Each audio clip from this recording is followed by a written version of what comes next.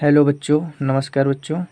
आज हम लोग ट्रायंगल यानी त्रिभुज की फर्स्ट प्रमेय करेंगे। इस प्रमेय को थेल्स प्रमेय बोलते हैं और ये प्रमेय पेपर के लिए, आपके बोर्ड एग्जाम के लिए काफ़ी इम्पोर्टेंट रहेगी। इस प्रमेय को हम लोग कैसे सिद्ध करते हैं समझेंगे। ठीक है, चलिए देखिए। जैसे कि दिया है कि यदि किसी त्रिभुज की एक भुजा के समांतर अन्य दो भुजाओं को भिन्न भिन्न बिंदुओं पर प्रतिच्छेद करने के लिए एक रेखा खींची जाए तो ये अन्य दो भुजाएं एक ही अनुपात में विभाजित हो जाती हैं। सबसे फर्स्ट प्रमेय है ये ट्रायंगल चैप्टर के लिए। अब देखिएगा, सबसे पहले हम क्या बनाएंगे, त्रिभुज बनाएंगे। ठीक है, तो सबसे पहले ड्रॉ कर लेते हैं हम एक त्रिभुज। ये हमारा त्रिभुज बन गया। ठीक है, ए बी सी। अब इस त्रिभुज में बी सी के समांतर एक रेखा ड्रॉ कर देंगे। इसका नाम रख देंगे डी ई। ठीक है, अब उसके बाद क्या करेंगे, बी को ई से मिला देंगे और डी को सी से मिला देंगे। ये रचना कर रहे हैं हम लोग। और उसके बाद बिंदु डी से ए सी पर एक लंब डालेंगे। ये तुम्हारा लंब 90 डिग्री पर लंब पड़ता है। और ई से ए बी भुजा पर एक लंब डालेंगे। ये तुम्हारा लंब है। इनका नाम दे देंगे। ठीक है, जैसे कि एम और एन, ये नाम हो गया। अब देखिएगा, ध्यान से समझिएगा इस त्रिभुज को। सबसे पहले हमको ये प्रमेय दिया हुआ है। सबसे पहले हम लिखते हैं दिया है। दिया क्या क्या हो लिखते हैं। दिया है, ध्यान से समझिएगा इस प्रमेय को, काफ़ी इम्पोर्टेंट प्रमेय रहेगी। दिया है, सबसे पहले क्या दिया है, त्रिभुज ए बी सी दिया है। त्रिभुज ए बी सी। ठीक है, उसके बाद क्या दिया है, त्रिभुज डी ई समांतर बी सी। देखिए दिया ना, एक भुजा के समांतर अन्य दो भुजाओं को भिन्न भिन्न बिंदुओं पर प्रतिच्छेद करते हैं। तो यानी और क्या दिया है, कामा डी ई समांतर बी सी, यानी ये रेखा जो है इसके समांतर है। ठीक है, अब उसके बाद सिद्ध क्या करना है, ये देखिएगा ध्यान से। हम लिखते हैं सिद्ध करना है। हमको सिद्ध करना है। करें एक ही रेखा खींचे तो अन्य दो भुजाएं एक ही अनुपात में विभाजित हो जाती हैं। यानी हमको ए डी रेशियो क्या, बी डी या डी बी या बी डी। ठीक है, B D equal to A E ratio C E या ई सी, कुछ भी लिख सकते हो। ठीक है, हमको ये प्रूव करना है। ठीक है, अब हम लोग प्रूव करते हैं। प्रूव करने से पहले जो हमने रचना किया वो हम लोग लिख लेते हैं। रचना क्या किया,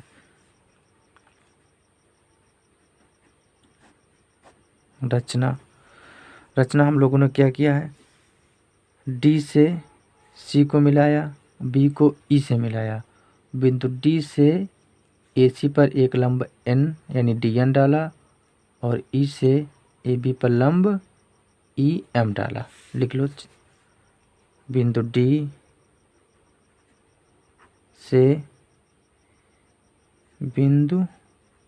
से ए सी भुजा पर एक लंब डी एन तथा ई से ए बी भुजा पर ई एम लंब ई एम डाला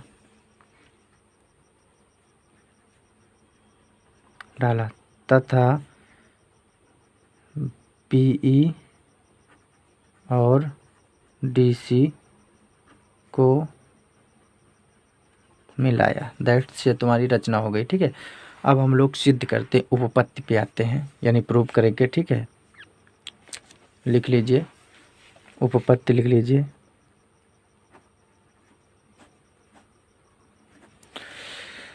उपपत्ति में हम सबसे पहले इसी त्रिभुज को समझेंगे, इसी त्रिभुज से हम इसको सिद्ध करेंगे जो हमको ये सिद्ध करना है।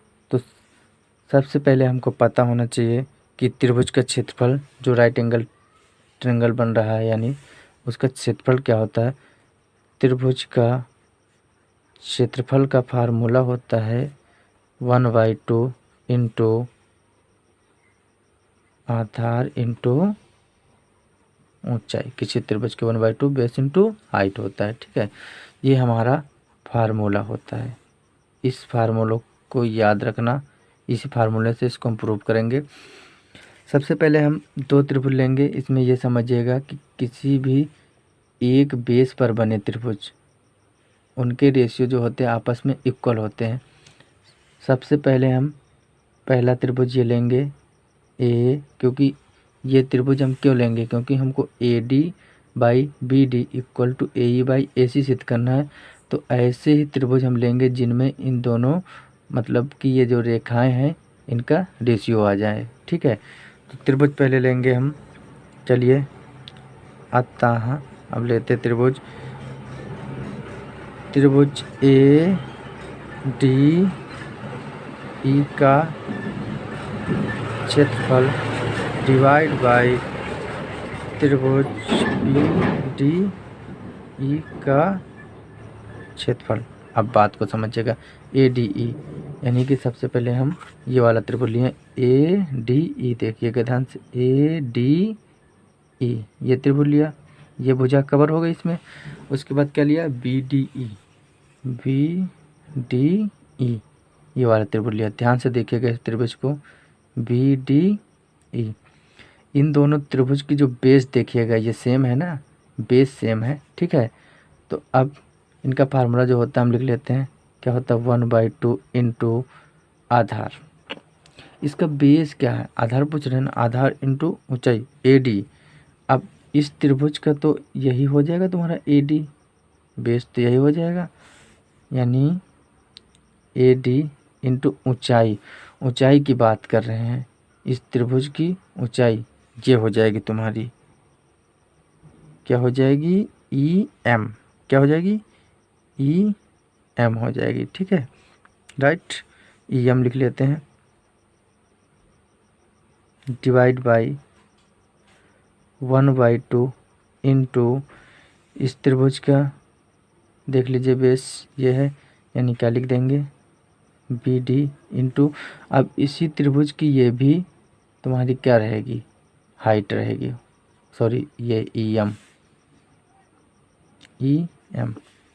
अब इसमें ई एम तुम्हारा दोनों सेम है, ये दोनों कट जाएंगे, 1/2 से 1/2 कट जाएगा। इक्वल में तुम्हारा बचेगा A B divide by B D. इसको मानेंगे इक्वेशन नंबर 1। ठीक है, इसी प्रकार अब हम इस तरफ दोनों त्रिभुज लेंगे। देखिएगा आगे ध्यान से समझिएगा। इस तरफ हम ये त्रिभुज लेंगे। सबसे पहले कौन सा लेंगे, ए ई डी, यानी ए ई डी। ध्यान समझिएगा, ए ई डी ही क्यों लेंगे। अब इस पे हमको ये समझना चाहिए कि ए ई डी से हमारी ये भुजा कवर हो रही, क्योंकि हमको ए ई सिद्ध करना है। उसके प्रकार ई सी डी लेंगे, ई सी डी ये वाला त्रिभुज लेंगे। ये त्रिभुज लेने का मतलब ये है कि ए ई डी लेने से ई सी भुजा तुम्हारी कवर हो रही है। ठीक है, तो हम लोग त्रिभुज ले लेते हैं। इसी प्रकार इधर लिख लेते हैं, इसी प्रकार।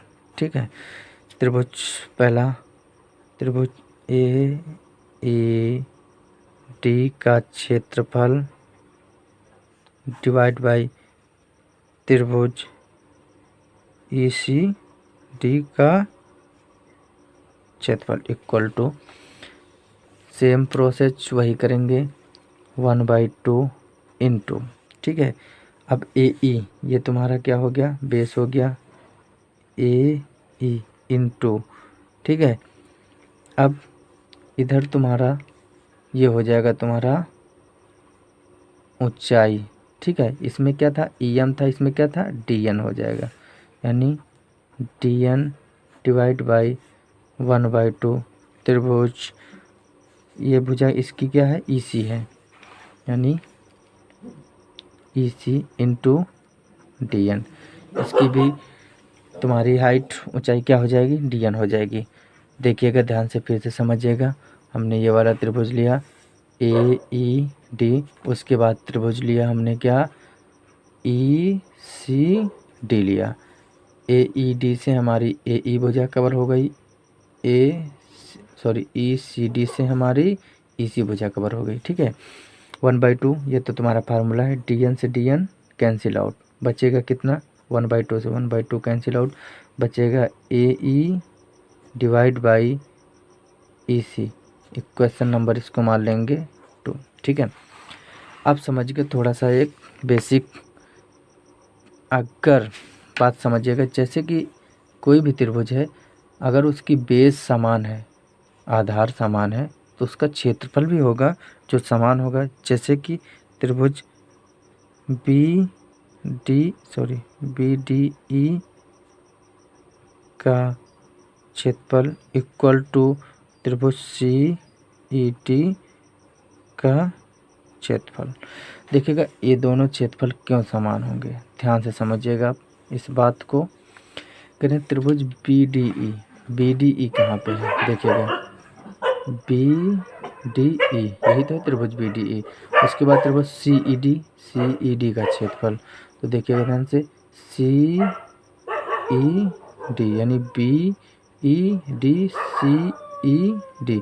अब इनका देखो ये बेस, ये समान है कि नहीं है, ये डी ये भुजा जो है, ये भुजा अगर न हो तो ये त्रिभुज दोनों नहीं बन सकते हैं। तो इस भुजा को क्या बोलेंगे, उभयनिष्ठ भुजा बोलेंगे। ऐसे त्रिभुजों में इस भुजा को क्या बोलते हैं, उभयनिष्ठ, यानी दोनों त्रिभुजों की एक ही भुजा समान भुजा है। ठीक है, इसलिए ये दोनों त्रिभुज आपस में इक्वल हो गए। अगर ये त्रिभुज आपस में इक्वल हैं तो आगे हम सिद्ध करते हैं। समीकरण 1 हम समीकरण 2 का इक्वल कर देते हैं। ठीक है, समीकरण 1 एवं 2 से, समीकरण 1 एवं 2 से। ठीक है, देखिएगा ध्यान से, ए डी ई का क्षेत्रफल equal to B D E का क्षेत्रफल। तो त्रिभुज ए डी ई का क्षेत्रफल डिवाइड बाय त्रिभुज बी डी ई का क्षेत्रफल इक्वल टू त्रिभुज, अब इस त्रिभुज को भी इसके इक्वल ही करेंगे, समीकरण 1 समीकरण 2 को। तो त्रिभुज ए डी ई लिखो या ए ई डी लिखो, ठीक, ए डी ई का क्षेत्रफल equal to B D E. तो बी डी ई किसके बराबर है, सी ई डी के बराबर है, यानी सी ई डी इसके बराबर है। इसमें देखो ई सी डी लिखा है ना, ई C D C E D, तो इसकी जगह में बी डी ई लिख सकते हैं। लिख लो त्रिभुज बी डी ई का क्षेत्रफल। जब ये दोनों त्रिभुज त्रिभुज के क्षेत्रफल आपस में इक्वल हैं, तो इनकी जो वैल्यू हमने निकाला है वो भी तो आपस में इक्वल होंगे। इसलिए हम क्या लिख देंगे, A B divide by B D equal to A E divide by E C, यानी दैट्स प्रूफ। यही हमको सिद्ध करना था, ये हमारा प्रूफ हो गया।